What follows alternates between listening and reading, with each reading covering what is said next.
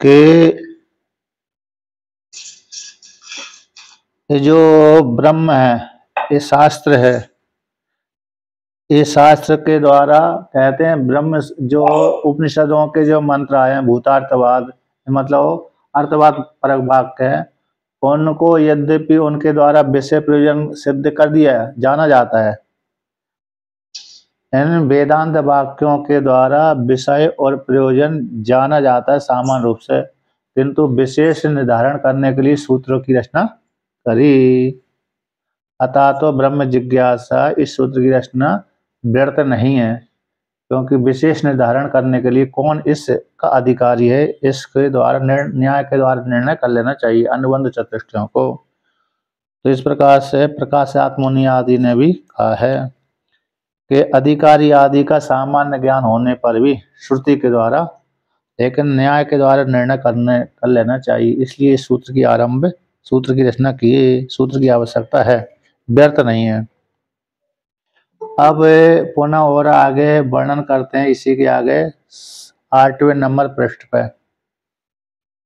जी स्वामी जी।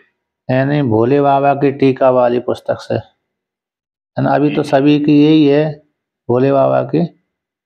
हाँ सभी की यही है स्वामी। अच्छी पुस्तक है, महंगी तो है लेकिन अच्छी है स्वामी जी, पर इसमें हिंदी वगैरह भी तो बहुत अच्छी है। हाँ अच्छी है।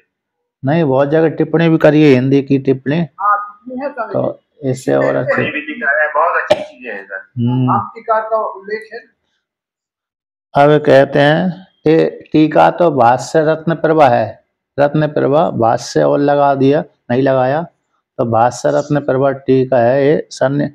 अरे यहाँ पर शायद गौड़ देश के अरे सन्यासी रहे, गौड़ देश के, और लगता है कहीं किसी के शंकराचार्य बने थे, अब तो नहीं भी बने, जो भी है, लेकिन गौड़ देश के सन्यासी रहे। गौड़ देश तो बंगाल में ही है ना। जी जी हाँ, गौड़ देश के सन्यासी रहे। तो देखिए यहाँ पर वर्णन करते हैं, एसाम मते श्रवणे विधिर नास्ति तेसाम अभिहित श्रवणे अधिकारी आदि निर्णय अनपेक्षणात् सूत्रम व्यर्थम इति पतति इति अलम प्रसंगेन। एसाम सांकर अद्वैत मता नाम, एसाम है अद्वैत मता नाम, अद्वैतवादी के मत में ही जो अद्वैत परंपरा का निर्वाह करने वाले। तो यहाँ पर एसाम शब्द से यद्यपि वाचस्पति मिश्र का लिया है, भामतीकार का मत लिया थोड़ा, तो एसाम शब्द से उन्हीं को यहाँ पर थोड़ा सा आक्षेप लगाया है उन्हीं के ऊपर। और भामतीकार है वाचस्पति मिश्र जो भामतीकार हुए हैं वो कैसे हैं, वेदांती भी हैं, अन्य भी हैं। तो उनके यहाँ पर तो विवरणकार के मत के अनुसार स्वामी जी शैव दर्शनों पर टीकाएं लिखी हैं। हाँ, षट दर्शन के ऊपर है।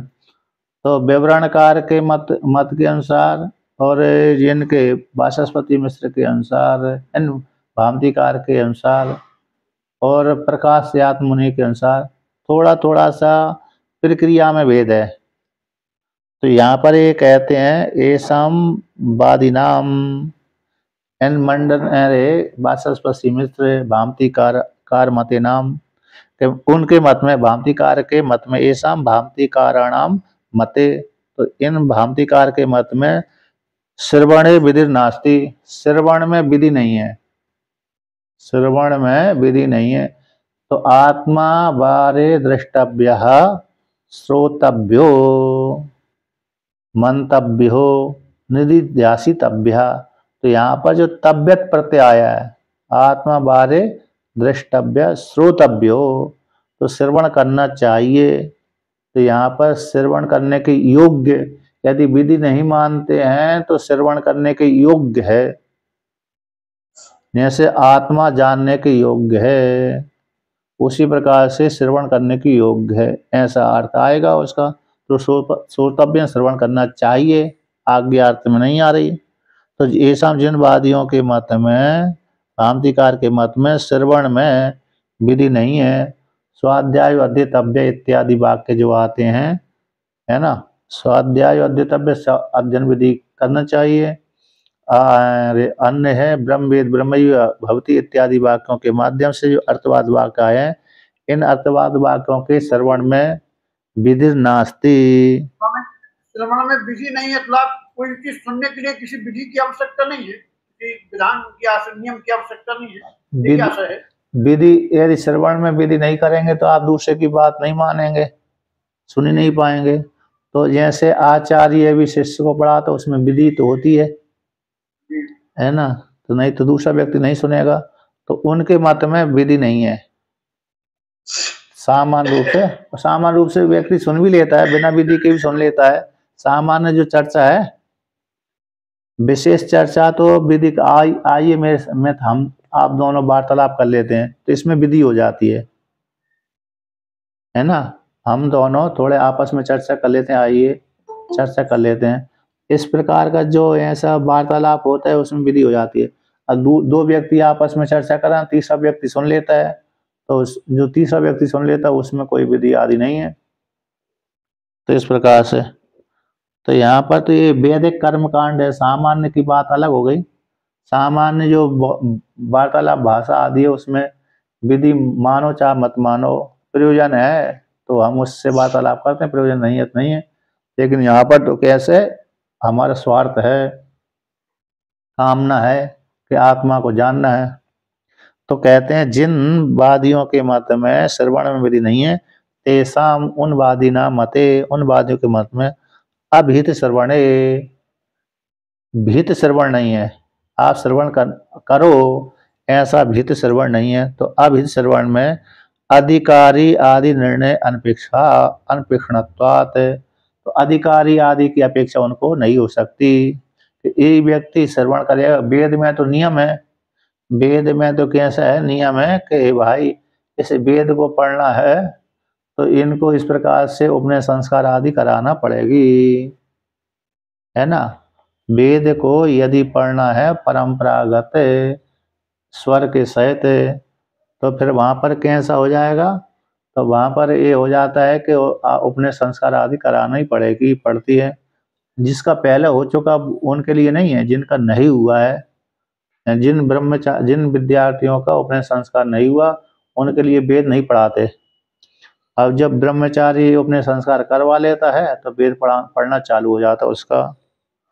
तो फिर यहाँ पर कहते हैं उन जिनके श्रवण में विधि नहीं है, अब इस श्रवण में अधिकारी आदि की भी अपेक्षा नहीं हो। हर कोई पढ़ सकता है, हर कोई सुन सकता है, सुनने में कोई समस्या नहीं है, पढ़ने में विशेष रूप से पढ़ने में। जैसे अरे पहले पढ़ाते थे ना, गुरुकुल में चलते थे, गुरुकुल चलाते थे तो स्त्रियों को वेद नहीं पढ़ाते थे, लेकिन उनकी जो आचार्यों की जो पत्नियां थी वो तो वहीं गुरुकुल में ही रहती थी, उनकी पुत्रियां आदि भी रहती थी तो वो अपने आप ही पढ़ लेती थी, वहीं पर रहते रहते सुनते सुनते, इसलिए विद्वान भी कहलाते थे। जैसे यज्ञ में अरे यजमान की पत्नी साथ साथ तो बैठती है तो वेद तो सुनती है ना, वेद तो सुनती है। लेकिन जो विशेष परम अरे कैसे हो गया, वेद स्वर के साथ पढ़ाना कि हम बोल रहे हैं आप उच्चारण करिए, ये जो पढ़ाना होता है ये अलग प्रकार, ये अलग हो जाता है। तो इसमें अरे अच्छा कैलाश आश्रम का एक है, कैलाश ऋषिकेश कैलाश आश्रम का, तो वो उच्चारण नहीं करवाते, वो कहते हैं कि हम उच्चारण नहीं करवाएंगे। वहां पर जो पढ़ाई होती है आचार्य तो एक बार अपना उच्चारण कर लेगा लेकिन शिष्यों से उच्चारण नहीं करवाता, तो ऐसे बोल के चले जाते हैं। तो उसमें हो सकते उच्चारण नहीं करेंगे स्वामी जी, बनता नहीं है ना, जैसे आपके साथ उच्चारण करते हैं तो वो समझ में आने लगता है, बनने लगता है। नहीं वहां पर अरे उच्चारण, हाँ यहाँ पर तो कोई ये नहीं, मतलब वहां की बात कर रहा हूँ मैं, वहां पर वो उच्चारण नहीं करवाते क्योंकि हो सकता है उनके मन में ऐसा भी होता है, वहां पर सुनने वाले के लिए, सुनने के लिए है ना, अरे पुरुष भी रहते हैं स्त्रियां भी रहते हैं। अब इनका वेद में अधिकार है, इनका नहीं है, तो इस प्रकार से अरे ऐसा मन में रख करके हो सकता नहीं उच्चारण करवाते होंगे इस हेतु से, ऐसा मैंने सुना था। तो देखिए यहाँ पर कहते हैं जिनके अधिकारी आदि का निर्णय उनके लिए नहीं है, अपेक्षा नहीं है, तो इसके लिए उनके लिए तो फिर सूत्रम व्यर्थम इति, उनके लिए तो अतः तो ब्रह्म जिज्ञासा ये सूत्र व्यर्थ हो गया। इति आप आते हैं सामान्य रूप से अलम प्रसंग, प्रसंग से उनके पास में आ गया, अब इसको छोड़ देना चाहिए, प्रसंग से आ गया, पर्याप्त है। अस्तु रहने दीजिए, अलम पर्याप्तम रहने दीजिए, प्रसंग से जो आ गया है उनके लिए रहने दीजिए। अब कहते हैं प्रसंग से आए तो इसलिए जो मत उठाया है ना, तो यहाँ पर इसी का जो मत उठाया था श्रवण आदि की आवश्यकता नहीं है, काम में कर्म के अर्थवाद वाक्यों से काम चल जाएगा, विधि मानने की आवश्यकता नहीं है, तो यहाँ पर इनका खंडन कर दिया। तो कहते तो आत्मवाद दृष्टव्य श्रोतव्य मंतव्य निध्यासितव्य, इसमें जो तब्यत प्रत्यय आया श्रवण करना चाहिए, तो श्रवण करना चाहिए तो अधिकारी आदि को श्रवण करें, तो उत्तम अधिकारी रहेगा तो शीघ्र लाभ हो जाएगा, मध्यम अधिकारी रहेगा तो कनिष्ठ लाभ होगा, इस प्रकार से। अब आगे कहते हैं ज्ञान के लिए तो उत्तम अधिकारी है, वेद के लिए तो इस प्रकार का अधिकारी है, वेद पढ़ने के लिए तो अपने संस्कार का अधिकारी होने चाहिए वेद पढ़ने के लिए, और ज्ञान के लिए तो साधन चतुष्ट संपन्न अधिकारी है तो शीघ्र लाभ हो जाएगा, और नहीं है तो फिर लाभ तो होगा लेकिन देर मनन ज्यादा मेहनत करना पड़ेगी। तथा च अस्य सूत्रस्य श्रवण विधि अपेक्षिता अधिकारी आदि श्रुतिभिः स्वार्थ निर्णय उत्थापितत्वात् हेतु मद भाव श्रुति संगति। तो यहाँ पर कहते हैं कि तथा च उसी प्रकार से अस्य सूत्रस्य अतः तो ब्रह्म जिज्ञासा, इस सूत्र का श्रवण विधि की अपेक्षा होने के कारण अधिकारी आदि श्रुतियों के माध्यम से ये अधिकारी है, ये मध्यम अधिकारी, उत्तम अधिकारी, कनिष्ठ अधिकारी, तो विषय प्रयोजन संबंध अधिकारी, तो श्रवण आदि विधि की अपेक्षा हो जाने से अधिकारी, तो अधिकारी शब्द से कौन आ गए, अनुबंध चतुष्ट है, तो विषय प्रयोजन संबंध अधिकारी, विषय प्रयोजन संबंध अधिकारी आदि अधिकारी आदि श्रुतियों के माध्यम से स्वार्थ निर्णय करने के लिए, स्व के अर्थ का निर्णय करने के लिए उत्थापित है, ये उत्थापित किया गया है अर्थ के निर्णय के लिए, ये श्रुतियों से अपने अर्थ के निर्णय करने के लिए सूत्र की अपेक्षा है ना। तो सूत्र उत्थापित है, अतः तो ब्रह्म जिज्ञासा इत्यादि सूत्र की उत्थापित की है, इसलिए हेतु और हेतु मद, हेतु यानी कारण, हेतु मद यानी कार्य, तो यहाँ पर कार्य कारण भाव संगति श्रुति संगति हो जाती है, कार्य और कारण भाव है, हेतु ये हेतु मद है, हेतु शब्द से कारण हो गया और हेतु मद यानी कार्य, तो हेतु मद भाव से श्रुतियों के साथ एक श्रुति का दूसरी श्रुति के साथ संगति हो जाती है, और इसलिए श्रुति के साथ सूत्र की यहाँ पर मतलब हेतु मद भाव श्रुति संगति, श्रुति के साथ संगति हो जाती है किसके, सूत्र की। जो सूत्र उत्थापित किया श्रुतियों के द्वारा अधिकारी आदि श्रुतियों के माध्यम से अर्थ का निर्णय करने के लिए उत्थापितत्व, अतः तो ब्रह्म जिज्ञासा सूत्र को उत्थापन किया, इसलिए यहाँ पर श्रुति के साथ सूत्र की किस प्रकार संगति होती है, हेतु मद भाव, हेतु और हेतु मद भाव संगति हो जाती है सूत्र के साथ है, अतः तो ब्रह्म जिज्ञासा ये सूत्र है, इस सूत्र की श्रुतियों के साथ हेतु मद भाव संगति हो जाती है, कार्य कारण भाव संगति हो जाती है।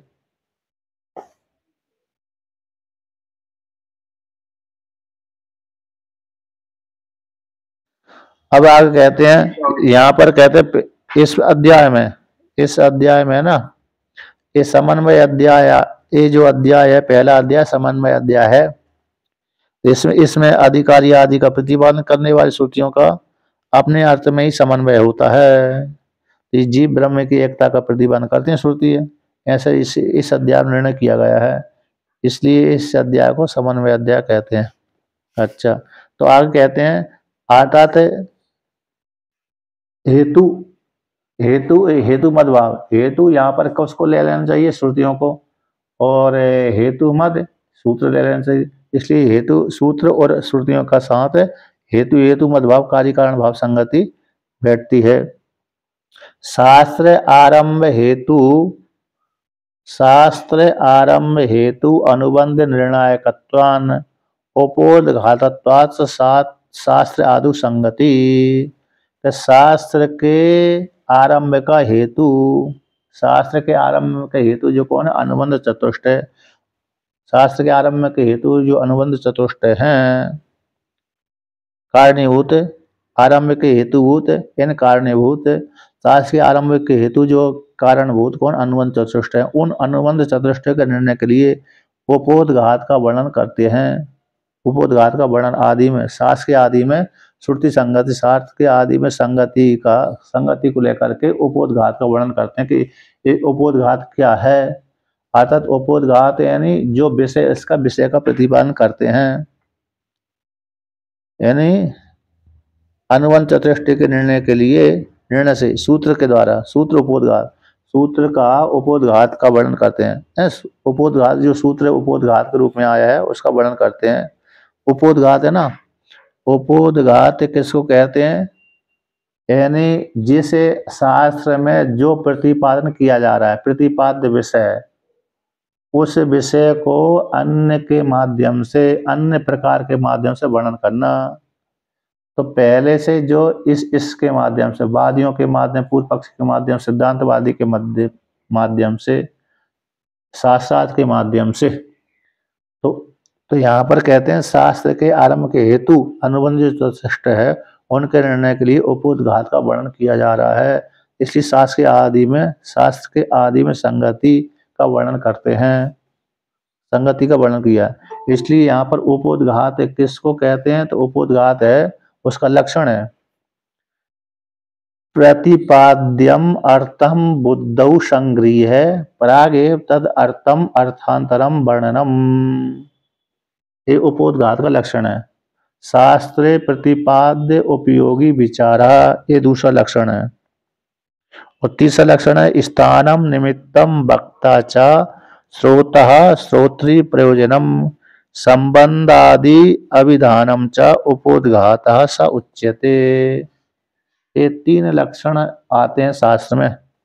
तो पहला है प्रतिपाद्यम अर्थम, प्रतिपाद्य जो अर्थ है उसको पहले बुद्धि में ही संग्रहित कर लिया, बुद्धि में बिठा लिया। तो बुद्धि में ही पहले संग्रह करके, विचार करके उसी अर्थ को, प्रतिपाद्य अर्थ को अर्थांतर के द्वारा वर्णन करना, भिन्न रूप से वर्णन कर देना उपोद्घात कहलाता है। दूसरे लक्षण का अर्थ है शास्त्र प्रतिपाद्य उपयोगी विचार। शास्त्र में जो प्रतिपाद्य उपयोगी है, प्रतिपाद्य वस्तु है, उसका उपयोगी विचार, उपयोगी है शास्त्र में प्रतिपाद्य उपयोगी वस्तु, उसका विचार, ये दूसरा लक्षण है उपोद्घात का। तीसरा लक्षण है कि स्थानम निमित्तम वक्ता श्रोता, और श्रोता का प्रयोजन और संबंध का कथन, इन सभी को मिलाकर के उपोद्घात कहते हैं। इस प्रकार से तो यहाँ पर उपोद्घात, इसलिए यहाँ पर शास्त्र के आरंभ के हेतुभूत अनुबंध चतुष्टय के निर्णय करने के लिए उपोद्घात को शास्त्र के आदि में उपोद्घात का वर्णन करते हैं। इस प्रकार से उपोद्घात संगति, इसलिए यहाँ पर सूत्र और सरल हिंदी में समझा दे थोड़ा सा।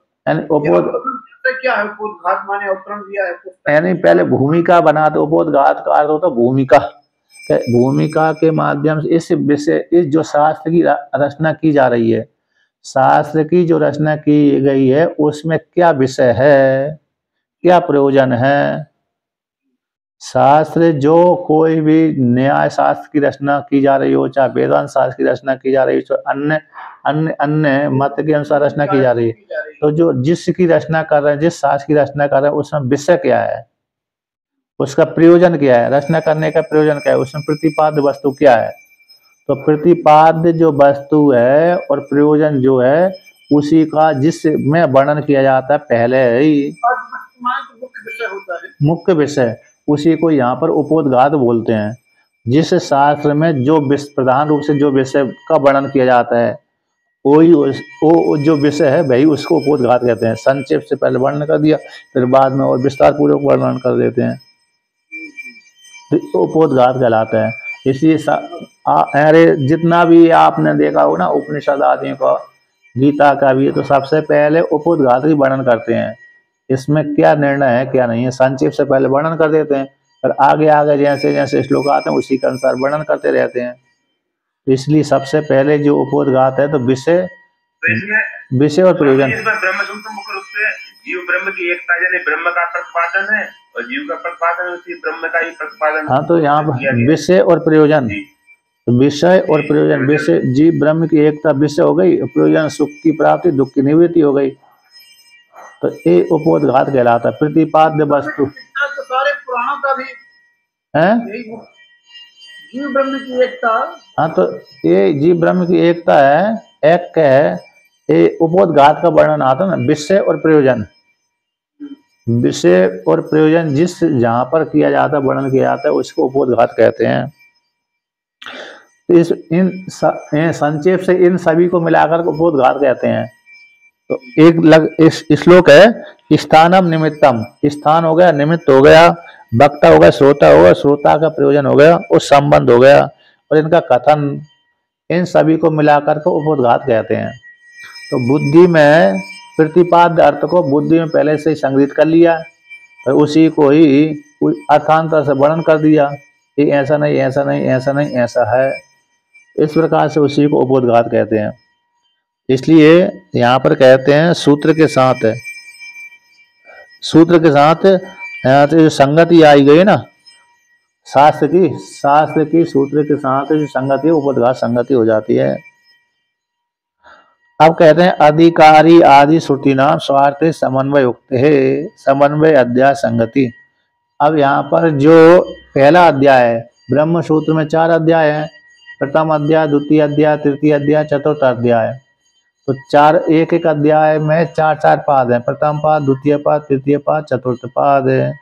तो यहाँ पर कहते हैं अधिकारी आदि को लेकर के, अधिकारी आदि को बोध कराने वाली श्रुतियों का स्व के अर्थ में समन्वय होता है, स्व के अर्थ में समन्वय युक्ति से। तो इस पहले अध्याय को समन्वय अध्याय कहते हैं। पहले अध्याय को क्या कहते हैं? समन्वय अध्याय कहते हैं। दूसरे अध्याय को अविरोध अध्याय कहते हैं। तीसरे अध्याय को साधन अध्याय कहते हैं। चतुर्थ अध्याय को फल अध्याय कहते हैं। ये ब्रह्म सूत्र के 4 अध्याय हो गए। प्रथम अध्याय को समन्वय अध्याय, दूसरे अध्याय को अविरोध अध्याय, तीसरे अविरोध विरोध से रहित है। 9 नंबर पृष्ठ पे ऊपर की पंक्ति पाएंगे चारों। तो कहते हैं, तो पहला जो अधिकारी को बोध कराने वाली श्रुतियों का स्वत में समन्वय हो जाने से, यहाँ पर विरोध नहीं है, स्वतंत्र जिन श्रुतियों में विरोध नहीं है, उन श्रुतियों का समन्वय अध्याय, उन श्रुतियों का प्रतिपादन किया गया है। तो स्वार्थ में समन्वय का कथन हो जाने से समन्वय अध्याय कहलाता है पहला। तो उसी में कहते हैं एतद आत्म्यम इदम सर्वम तत् सत्यम स आत्म तत्वमसि। एतद इदम सर्वम, एतद आत्म इदम, तो है जो सब कुछ दिख रहा है आत्मा है, तत् सत्यम वे सत्य है, स आत्म तत्वमसि वह आत्मा तुम ही हो। श्वेत केतु, वह आत्मा, जितना भी जगत प्रपंच दिख रहा है ना, वो आत्म स्वरूप है, वो सत्य है। आत्मा को लेकर के सत्य है, आत्मा से तो सत्य नहीं है। तो जो आत्मा है वह तुम ही हो। इत्यादि श्रुति नाम, ये जो श्रुतियों का सर्वात्मत्व आदि स्पष्ट ब्रह्म लिंगा नाम विषयादु समन्वय युक्त पास संगति। इन जो श्रुति आई हैं, छांदोग आदि श्रुतियां हैं, इनमें सर्वात्मत्व को बोध कराने वाली स्पष्ट ब्रह्म के लिंग हैं, इसमें पाए जाते हैं। एतद आत्मम इदम सर्वम, इदम सर्वम आत्मम है, सब कुछ आत्मा ही है। तो यहाँ पर सर्वात्मत्व वर्णन कर दिया आत्मा का, ब्रह्म के साथ एक करके सभी ब्रह्म भी व्यापक है, उसी प्रकार आत्मा भी व्यापक है। तो यहाँ पर सर्वात्मत्व आदि को स्पष्ट रूप से बोध कराने वाली ब्रह्म लिंग को, ब्रह्म के बोधक है, ब्रह्म के जो चिन्ह, ऐसे ब्रह्म के चिन्ह वाली जो श्रुतियां हैं, उसमें स्पष्ट रूप से सर्वात्मत्व का प्रतिपादन किया गया है। इसलिए विषय आदियों में तो सर्वात्मत्व आदि स्पष्ट ब्रह्मलिंग वाले वाक्यों का विषय के आदि में समन्वय होने से, विषय आदि में समन्वय होने से, इसका विषय कौन है? जीव ब्रह्म की एकता। तो समन्वय का कथन हो जाने से यहाँ पर पाद संगति होती है। अर्थात प्रथम अध्याय में 4 पाद हैं, एक पाद, द्वितीय पाद, तृतीय पाद, चतुर्थ पाद। तो इसमें स्पष्ट ब्रह्म के लिंगों का वर्णन किया गया है। पहले पाद में तो समत्व का वर्णन किया गया, व्यापकत्व का वर्णन किया गया, इसलिए ब्रह्म के बोधक वो लिंग है श्रुतियों में। तो विषय आदि में तो सबसे पहले के विषय आदियों में जो विषय का प्रतिपादन किया उसमें पांच संगति पाई जाती है।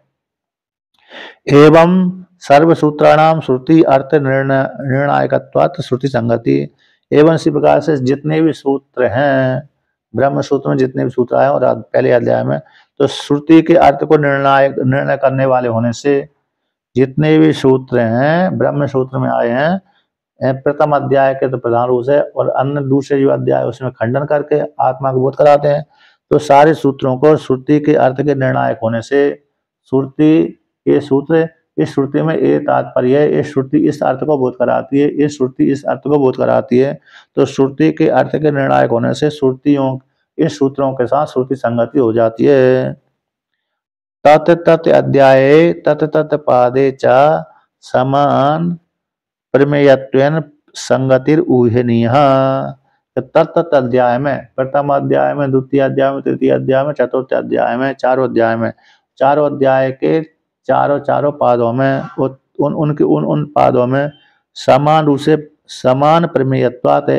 प्रमेय भिन्न नहीं है, चारों अध्याय में एक ही प्रमेय है, जीव ब्रह्म की एकता, जीवात्मा को परमात्मा की प्राप्ति, चाहे वादियों को खंडन करके चाहे दोष निकाल करके जीवात्मा को परमात्मा के साथ एक का वर्णन किया गया है। तो तत् अध्याय में और तत् पाद में समान प्रमेय होने से भिन्न भिन्न प्रमेय न होने से तो संगति उस प्रकार की कल्पना कर लेना चाहिए। संगति हुई नहीं उस प्रकार की कल्पना कर लेना चाहिए।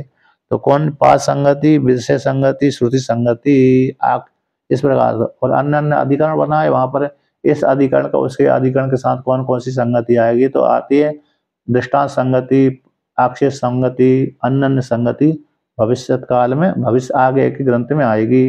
अधिकरण जहाँ पर एक अधिकरण द्वितीय अधिकरण तृतीय अधिकरण आता है। अब आगे कहते हैं कि प्रमेयम चा कृष्ण शास्त्रस्य ब्रह्म। इस संपूर्ण ब्रह्म सूत्र में जो प्रमेय क्या है तो ब्रह्म है। संपूर्ण ब्रह्म सूत्र का जो प्रमेय विषय वो कौन है, ब्रह्म है। और अध्याया नाम तु समन्वय अविरोध साधन फलानी।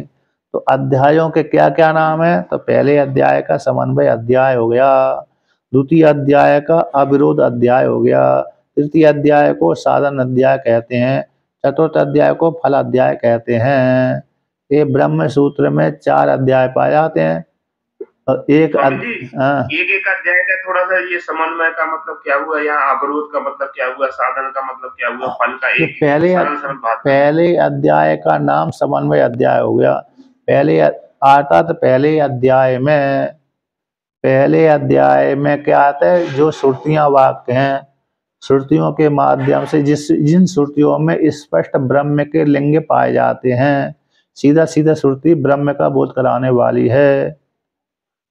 तो इसमें भी पहले पाद में तो और स्पष्ट ब्रह्म के लिंग हैं, द्वितीय पाद में थोड़े थोड़े कम है। जैसे आकाश शब्द भूताकाश का ही वाचक होता है और इसका आत्मा का ही वाचक होता है। और ब्रह्म तो ब्रह्म का वाचक है ही है, आत्मा भी ब्रह्म का वाचक है।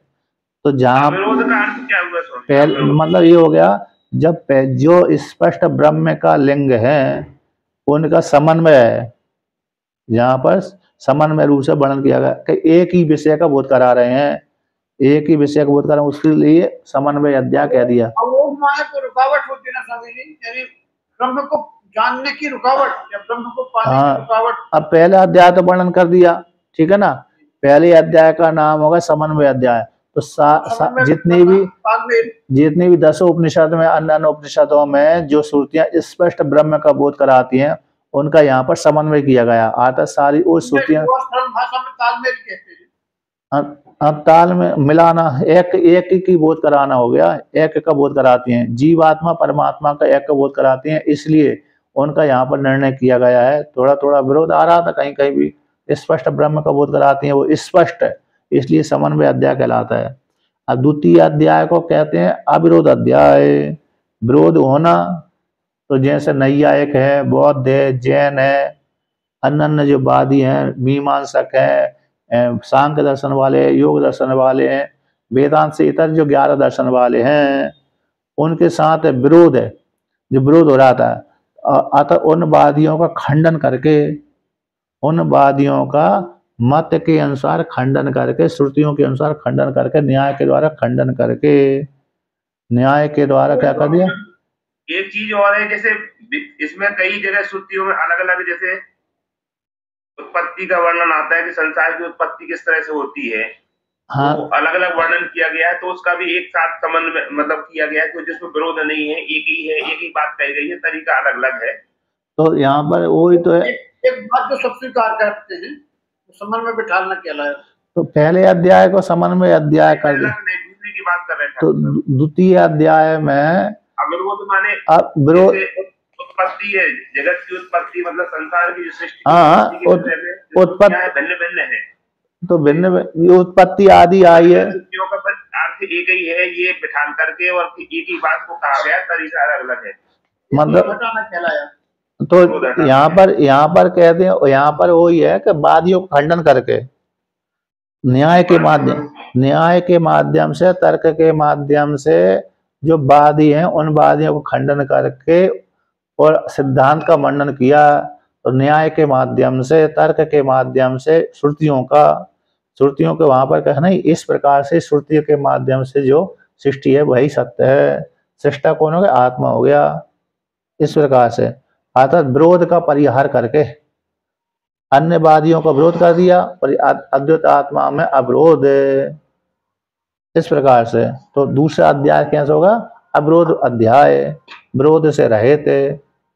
यानी जो भी अन्य जो वादी है जिस प्रकार से जगत का कारण मानते हैं, जैसे नैयायिक है परमाणु को जगत का कारण मानते हैं, सांख्य दर्शन वाले इसको प्रकृति को जगत का कारण मानते हैं, अन्य मीमांसक कर्म को जगत का कारण मानते हैं, बौद्ध आदि कहते हैं जगत उत्पन्न हुआ ही नहीं है, ऐसे ही भ्रम से दिखता है।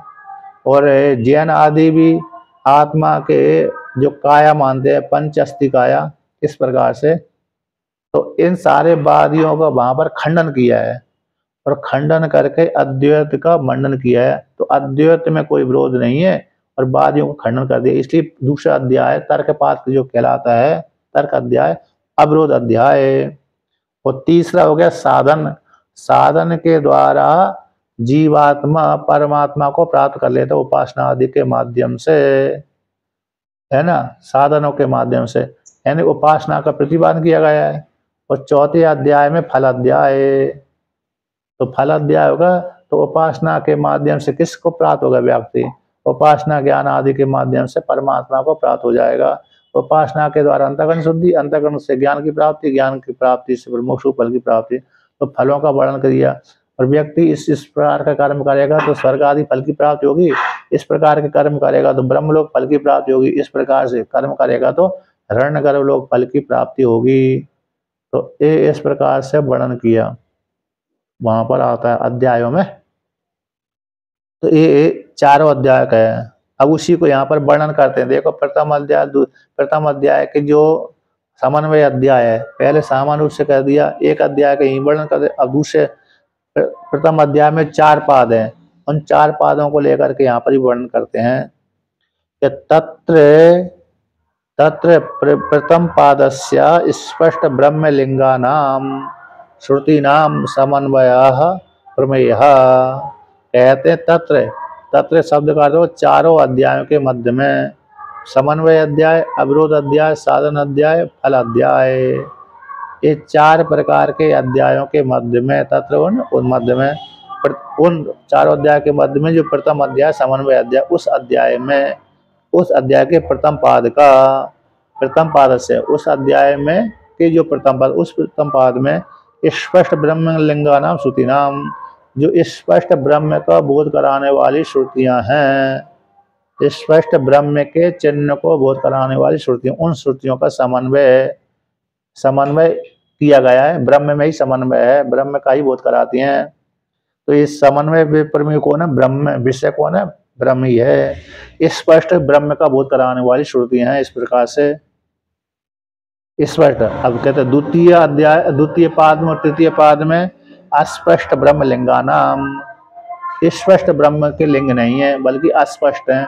आकाश शब्द भूताकाश में भी आता है और परमात्मा का भी वाचक होता है। आकाशात जायते, आकाश से उत्पन्न होता है, ऐसा वर्णन कर दिया। यह तो भाई ईमानी भूतानि जायन्ते एन जातान जीवंती इत्यादि श्रुति के माध्यम जिस परमात्मा से जगत आदि की उत्पत्ति हुई, फिर आकाश आदि की उत्पत्ति, आकाश से फिर वायु की, इस प्रकार से। दूसरे आकाश से संप्रलीयन्ते, ऐसा वाक्य आता है, आकाश में जाकर लीन हो जाता है। तो आकाश में जाकर लीन हो जाता है, तो यहाँ पर आकाश शब्द को भूताकाश लेंगे कि ब्रह्माकाश लेंगे? तो इस प्रकार से तो यहाँ पर स्पष्ट ब्रह्म के लिंग नहीं है, अस्पष्ट ब्रह्म के लिंग है।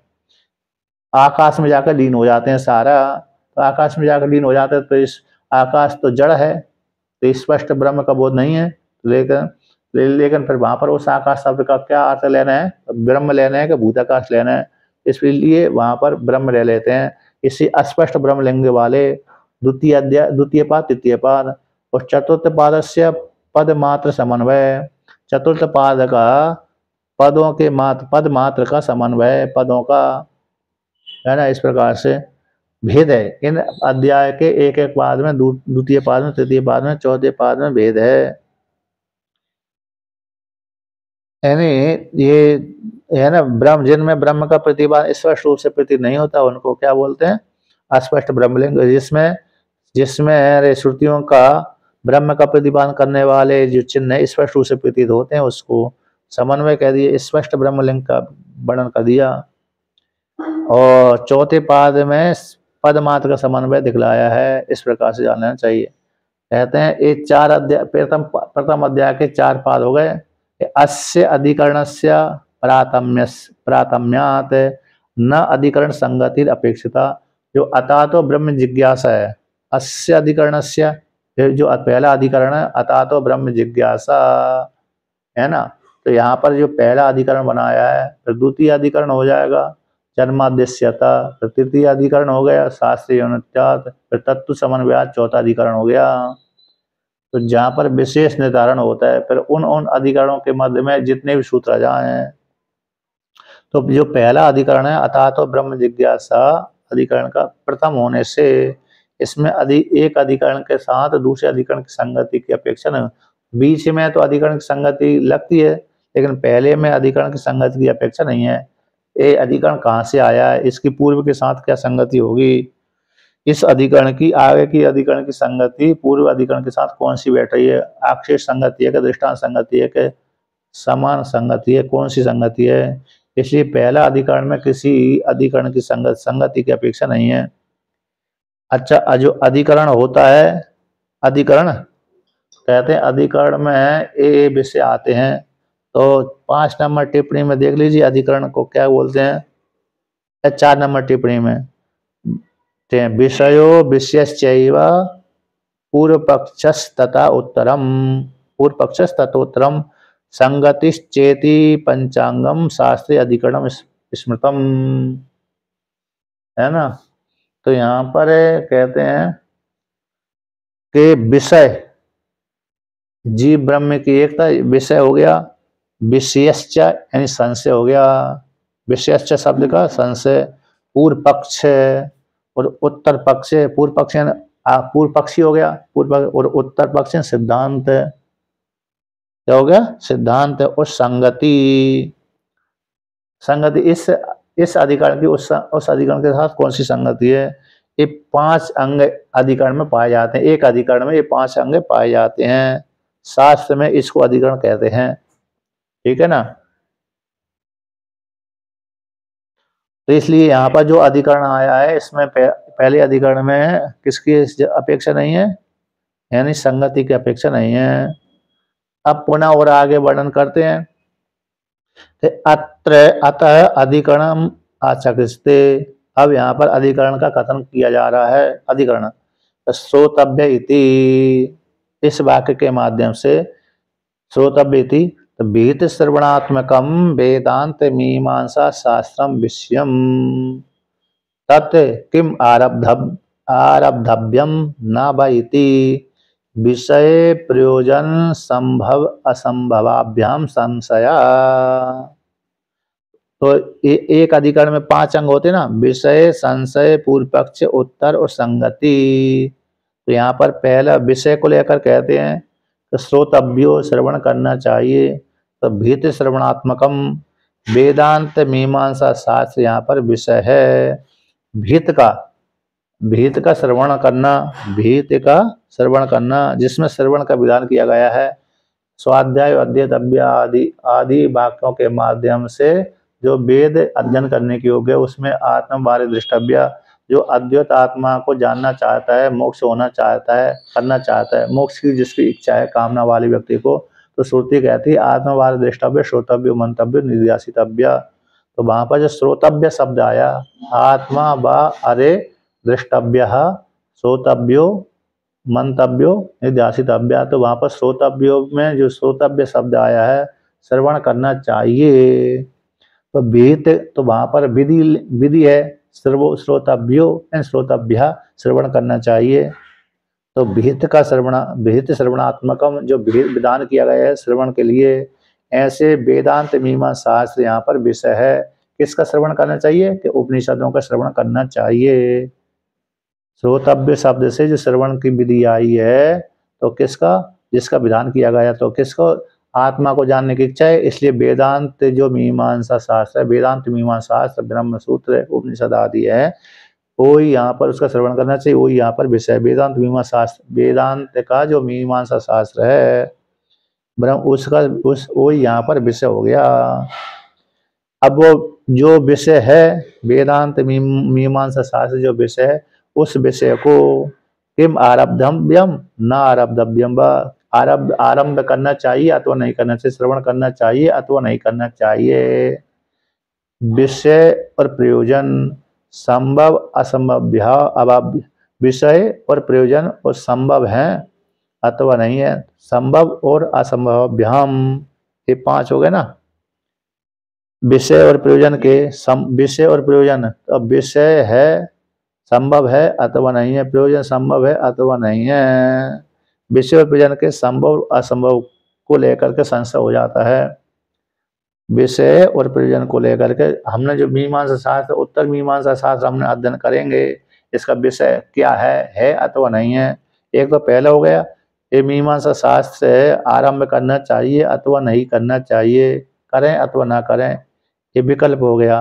तो इसका विषय और प्रयोजन क्या है, विषय प्रयोजन प्राप्ति हो रही है अथवा नहीं प्राप्ति हो रही, विषय को, इस विषय क्या है, मोक्ष को प्राप्ति का हेतु वाला विषय है अथवा नहीं है, प्रयोजन क्या, सुख की प्राप्ति, दुख की निवृत्ति प्रयोजन है अथवा नहीं है। इस प्रकार से जो संशय हो गया, दूसरा हो गया। अब विषय प्रयोजन, अब कैसे? तीसरा कौन है? पूर्व पक्ष और उत्तर पक्ष और संगति, उसी को राग कहते हैं। तत्र न हम ब्रह्म इति भेद ग्राही प्रत्यक्षेण, तो यह से सामान्य इस प्रकार से तत्व ऐसी प्राप्ति संभव है अथवा नहीं है। विषय प्रयोजन, विषय जीव ब्रह्म की एकता, विषय प्रयोजन सुख की प्राप्ति, दुख की निवृत्ति। तो उसमें सुख की प्राप्ति कब होगी, दुख की निवृत्ति कब होगी? जब जीवात्मा अपने आप को जान सकता है, एक करके जाने।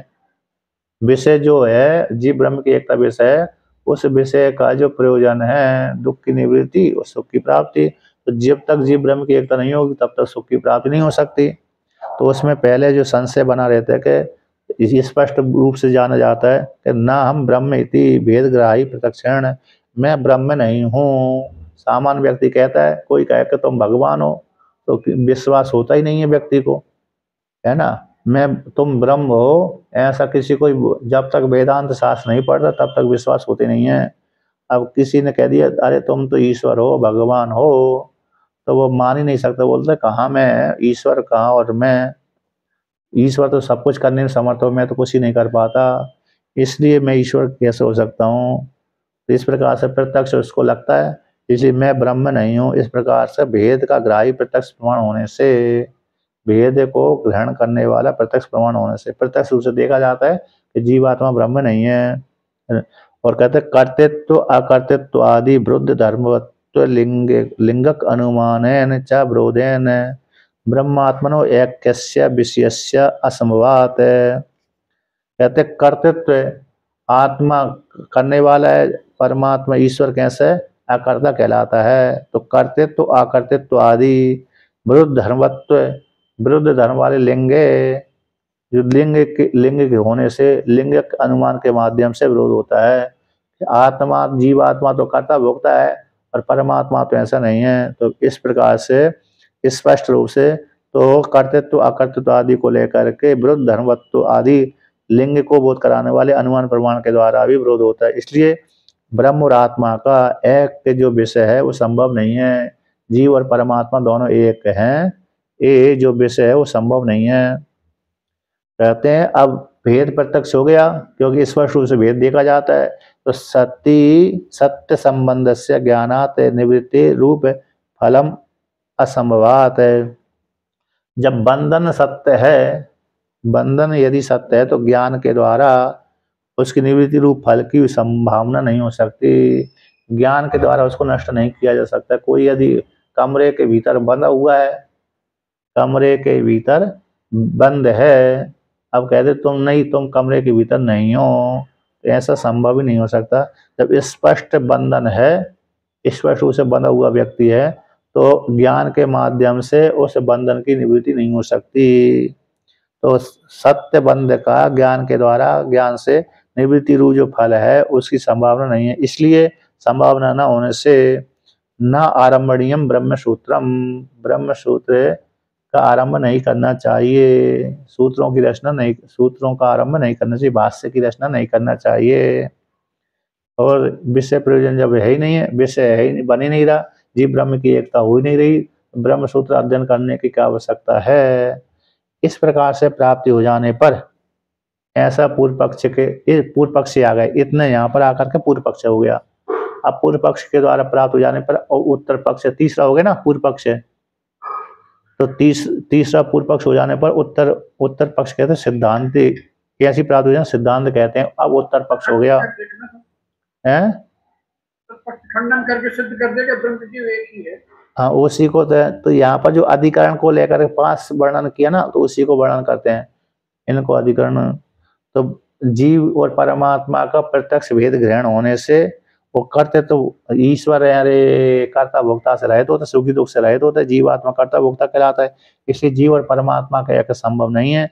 बंधन सत्य है, तो बंधन सत्य है तो ज्ञान के द्वारा उसकी निवृत्ति नहीं हो सकती। दूसरे उपाय से भली निवृत्ति हो जाए, बंधन ये सत्य, जैसे रस्सी से बंधा हुआ व्यक्ति को ज्ञान के द्वारा खोल दिया जाए संभव नहीं है, उसके लिए तो रस्सी खोलना पड़ेगी, है ना। तुम बंधे नहीं हो इतने मात्र कह देने से वो बंधन से छुटकारा नहीं प्राप्त होता, बल्कि उसके लिए तो रस्सी खोलना पड़ेगी। इस प्रकार से इसलिए ब्रह्म सूत्र की आरंभ करने की आवश्यकता नहीं है। ऐसे पूर्व पक्ष के प्राप्त हो जाने पर सिद्धांत जी कहता है कि अतातो ब्रह्म जिज्ञासा इति, ब्रह्म की जिज्ञासा करना चाहिए। तो कहते हैं इति, तो अत्र श्रवण विधि समान अर्थत्वाय कर्तव्य इति पदम अध्याहर्तव्यम। तो यहाँ पर जो अतः तो ब्रह्म जिज्ञासा कर्तव्य, ब्रह्म की जिज्ञासा करना चाहिए। तो ब्रह्म की जिज्ञासा करना चाहिए, तो यहाँ पर इस वाक्य में, इस सूत्र में श्रवण विधि समान के, श्रवण विधि की समानता के लिए, श्रवण विधि के समान अर्थ के लिए, है ना। तो कहते कर्तव्य इति, तो अतः तो ब्रह्म जिज्ञासा, इसमें कर्तव्य शब्द नहीं आया, तो कर्तव्य जो पद है उसको अध्यार कर लेना चाहिए। कर्तव्य पद का क्या कर लेना चाहिए, अध्यार कर लेना चाहिए, ठीक है ना। श्रवण विधि के समान अर्थकता के लिए, समान अर्थ के लिए श्रवण, तो यहाँ पर कर्तव्य पद का अध्यार कर लेना चाहिए। तो आप क्यों कर रहे हैं, टीकाकार आप कर्तव्य पद का अध्यार क्यों कर रहे हैं। कहते अध्याहर्तम च भाष्यकृता, भाष्यकार के द्वारा भी यहाँ पर अतः तो ब्रह्म जिज्ञासा सूत्र में कर्तव्य पद का अध्यार किया गया है। तो ब्रह्म जिज्ञासा कर्तव्य इति, ब्रह्म जिज्ञासा करना चाहिए। तो यहाँ पर यद्यपि सूत्रकार ने तो अतः तो ब्रह्म जिज्ञासा इतना पद बोल करके छोड़ दिया, तो किंतु भाष्यकार भगवान ने अतः तो ब्रह्म जिज्ञासा के ऊपर जब व्याख्यान किया तो उन्होंने कर्तव्य पद का अध्ययन किया है। क्या बोल रहे हैं? यद लक्षणा का आश्रय कहलाया। अब यहाँ की लक्षण आएगी। पहले हिंदी से हिंदी देख लिया ना पहले हिंदी देखने से ऐसा ही होता है, नहीं देखते पूरी पूरी संस्कृत होती है फिर बोल ही नहीं पाते हैं सही है। तो ये कहते हैं, तो यहाँ पर वर्णन करिए तो भगवान टीकाकार क्यों है कर्तव्य पद का अध्ययन कर रहे हैं? तो टीकाकार कहते हैं कि भगवान भास्कर ने भी कर्तव्य पद का अध्ययन किया है। अतः तो ब्रह्म जिज्ञासा में कर्तव्य पद का अध्ययन किया है, इसलिए कहते ब्रह्म जिज्ञासा कर्तव्य थी, ब्रह्म की जिज्ञासा करना चाहिए। तो उत्तर पक्ष हो गया। असंगति आदि को लेकर कहते हैं इस प्रकार से। अब यहाँ पर कहते हैं तत्र ऐसी प्राप्ति हो जाने पर, अब जिज्ञासा शब्द में धातु और प्रत्यय जोड़ करके जिज्ञासा शब्द बना हुआ है। ज्ञा अवबोधनीय धातु है। कौन सी धातु है? ज्ञा अवबोधनीय धातु है ज्ञान अर्थ में, और सन प्रत्यय इच्छा अर्थ में। तो धातु और प्रत्यय जोड़ करके शब्द का निर्माण होता है। तो जिज्ञासा करना चाहिए किसकी? ब्रह्म की जिज्ञासा करने योग्य है। तो ऐसी प्राप्ति हो जाने पर, ब्रह्म की जिज्ञासा की कर्तव्यता की प्राप्ति हो जाने पर, प्रकृति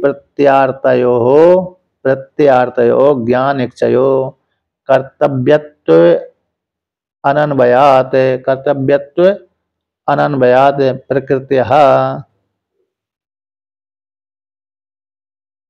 प्रकृत्या फलीभूतम ज्ञानम अजहत लक्षणया उच्यते। कहते हैं यहाँ पर प्रकृति और प्रत्यय। प्रकृति कौन है? ज्ञा अवबोधनीय धातु है प्रकृति, और प्रत्यय कौन से? इच्छा अर्थ में। तो प्रकृति है ज्ञान, तो ज्ञा अवबोधनीय धातु से ज्ञान वाचक, और प्रत्यय का तो इच्छा चाहने अर्थ में, करने योग्य में। यहाँ पर कर्तव्य है, इच्छा करना चाहिए। तो प्रकृति का इच्छा के साथ कर्तव्यत्व का अन्वय न होने से, है ना, अन्वय न होने से प्रकृति तो ज्ञानवाचक हो रही है और प्रत्यय इच्छार्थ में हो रहा है, ऐसा करिए। तो कर्तव्यत्व का इच्छा करना चाहिए, इस कर्तव्यता के साथ अन्वय न होने से। तो प्रकृति का फलभूत ज्ञान है, तो प्रकृति का जो फलभूत ज्ञान है उस ज्ञान में अजहत लक्षणा के द्वारा कहते हैं, अर्थात प्रकृति का जो ज्ञान शब्द अर्थ निकल रहा है उसको तो त्यागा नहीं है, जहत लक्षणा, अजहत लक्षणा और जहत 3 प्रकार से लक्षणा होती है। जहाँ पर सीधा अर्थ नहीं निकलता है, शब्द की सामर्थ्य शक्ति वृत्ति के माध्यम से वहीं पर लक्षणा की जाती है। जहाँ पर शक्ति वृत्ति, शब्द की सामर्थ्य से शक्ति वृत्ति के माध्यम से, इन शब्द की सामर्थ्य से सीधा अर्थ नहीं निकलता है, तो वहीं पर ही की लक्षणा की जाती है। इसलिए प्रकृति और जो प्रत्यय है, इन पदों का, प्रकृति और प्रत्यय का कर्तव्यता के साथ, कर्तव्यता है ना, प्रकृति और प्रत्यय दोनों का, एक प्रकृति हो गया ज्ञानवाचक और प्रत्यय हो गया इच्छार्थ में, इन दोनों का कर्तव्यत्व जो अतः तो ब्रह्म जिज्ञासा कर्तव्य, तो ब्रह्म की जिज्ञासा करना चाहिए। इस कर्तव्य पद के साथ अन्वय न होने से, कर्तव्यत्व के साथ अन्वय न होने से प्रकृति का जो फलभूत ज्ञान है वो अजहत लक्षणा के द्वारा कहा गया है। यानी अजहत लक्षणा जिसमें त्याग नहीं जाता, जहत लक्षणा का तो त्याग, वो हक त्याग धातु से अजहत शब्द बनता है, तो वो हक त्याग जहत शब्द बन जाता है। नए तत्व वो हक त्याग धातु से जहत शब्द बन गया त्यागने अर्थ में, नए तत्व समास कर दिया, न जहत यदि अजहत है तो अजहत लक्षण हो गई। आता जिसमें कोई त्यागा न जाए उसको अजहत लक्षणा कहते हैं। ऐसे काके भ्यो दधि रक्षिताम, कौओं से दधी की रक्षा करना चाहिए। कौओं से क्या करना चाहिए? दधी की रक्षा करना चाहिए। तो कौआ दधी के उपघातक तो है ही है, साथ साथ इसका भी ले लिया, बिल्ली आदि का भी ले लिया, बिल्ली आदि को भी, है ना। तो बिल्ली आदि को भी ले लिया, तो इसको बोलते हैं अजैत लक्षणा। और जैत लक्षणा किसको बोलते हैं? जहां पर किसी बालक से बोल दिया माता पिता ने, भाई मैं थोड़ा बाहर जा रहा हूँ, काम करने जा रही हूँ, माँ ने बोल दिया बच्चों से, पिता तो निकल गया बाहर, है ना, खेती करने आदि के लिए, व्यापार करने के लिए। तो माता ने कहा मैं थोड़ा घर का काम करूंगी, बच्चों से बोल दिया तुम यहीं खेल रहे हो, तो देखो ये दही रखा हुआ है। कौओं से रक्षा करना, क्या करना?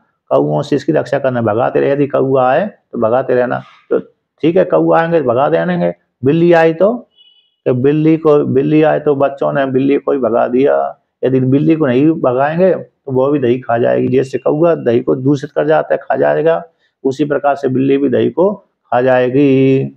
इसलिए काके वो दधी रक्षताम, ऐसा हुआ कौओं से दधी की रक्षा करना चाहिए। कौओं से ही अकेले नहीं, कौआ उपलक्षण, कौए दधी के उपघातक है। दधी को नष्ट करने वाले जितने भी जीव जंतु हैं उन सबसे रक्षा करना है। इसमें कौओं का त्याग नहीं किया गया, शब्द की सामर्थ्य कौआ तो आ गया, दूसरे अर्थ को भी ले लिया। इसको बोलते हैं अजैत लक्षणा। जैत लक्षणा किसको बोलते हैं? इस शब्द की सामर्थ्य से सीधा सीधा अर्थ ना निकले। तो गंगायाम घोषा, तो किसी ने बोली तुम कहाँ रहते हो? कि गंगा में रहता हूँ। तुम्हारा घर कहाँ है? गंगा में घर है। अब गंगा में घर बोलेगा तो सीधा सीधा अरे क्या हो जाएगा? गंगा शब्द का अर्थ तो प्रवाह होता है, गंगा शब्द का अर्थ हो गया प्रवाह। प्रवाह में यदि किसी का घर हो जाए, घर बना हो, तो वो तो भाई बाढ़ में ही बह जाएगी।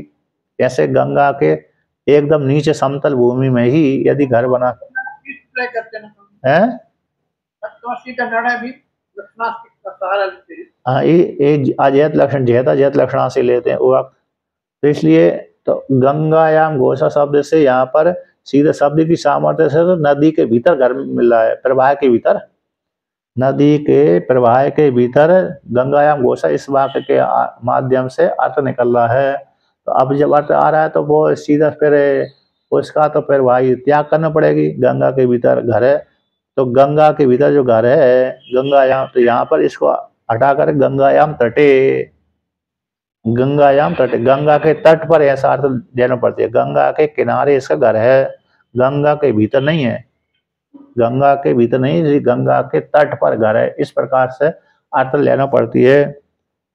तो त्याग कर दिया ना, शब्द की जो शब्द जिस शब्द अर्थ को बोलता रहा उसका त्याग करके दूसरा अर्थ ले लिया, तो उसको जेहत लक्षणा बोलते हैं। किसको? जेहत लक्षणा। ठीक है ना। यानी 4-5 नंबर टिप्पणी में उसका अर्थ दिया विस्तार पूर्वक। तो आगे कहते हैं, भाष्य में कहते हैं, प्रत्ययन इच्छा साध्यो विचारो जेहत लक्षणा। प्रत्यय के द्वारा, प्रत्यय के माध्यम से, प्रत्यय हो गए इच्छार्थ में, प्रत्यय हो गए इच्छार्थ में, इच्छार्थक इच्छा वाचक जो प्रत्यय है, तो इच्छा साध्य जो विचार है वो जेहत लक्षणा के द्वारा कहा गया है। अर्थात इसको ब्रह्म जिज्ञासा करना चाहिए। इच्छा का साध्य अन्य अन्य भी हो सकता है, इच्छा का साध्य इच्छा के द्वारा, इच्छा की यानी ब्रह्म की भी हो सकती है, अन्य की भी हो सकती है। अन्य इतर की इच्छा त्याग दी, किसकी त्याग दी? इतर की। जगत संबंधी जो इच्छा थी, जगत संबंधी जो इच्छा थी उसका त्याग करके, जगत संबंधी इच्छा का त्याग करके आत्मा की इच्छा करना चाहिए। इसलिए प्रत्यय के द्वारा इच्छा साध्य विचार जेहत लक्षणा के द्वारा, और जेहत लक्षणा के द्वारा मतलब जगत संबंधी इच्छा का त्याग करके अन्य ब्रह्म की जिज्ञासा करना चाहिए। ठीक है ना। तो इस प्रकार से वर्णन किया। इसलिए तथा, अब आगे की पंक्ति, तथा च ब्रह्म ज्ञानाय विचार कर्तव्य सूत्र से स्रोत अर्थ संपद्यते। इसलिए तथा च इस प्रकार से प्राप्त हो जाने पर ब्रह्म ज्ञान के लिए विचार करना चाहिए। ये संक्षेप से सूत्र का स्रोत अर्थ संपाद्यते, सूत्र का स्रोत सुना गया, श्रुति के माध्यम से जाना गया, ये स्रोत अर्थ संपादित हो जाता है, संपन्न होता है। इस प्रकार से यानी ब्रह्म ज्ञान के लिए विचार करना चाहिए। इस सूत्र का स्रोत अर्थ संक्षेप से अर्थ वर्णन कर दिया। सूत्र का शब्दार्थ है, संक्षेप से सूत्र का जो शब्दार्थ होता है एक वर्णन कर दिया। ब्रह्म साक्षात्कार करने के लिए विचार करना चाहिए, आत्मा को साक्षात्कार करने के लिए ब्रह्म का विचार करना चाहिए। ये सूत्र का संक्षेप से शब्द से अर्थ कर दिया। संक्षेप से हो गया ना। टीकाकार ने ब्रह्म का साक्षात्कार करने के लिए, आत्मा का साक्षात्कार करने के लिए ब्रह्म का विचार करना चाहिए। ये सूत्र का स्रोत अर्थ हो गया। इस प्रकार से अब आगे का अर्थ फिर वर्णन करेंगे फलादि, ठीक है ना।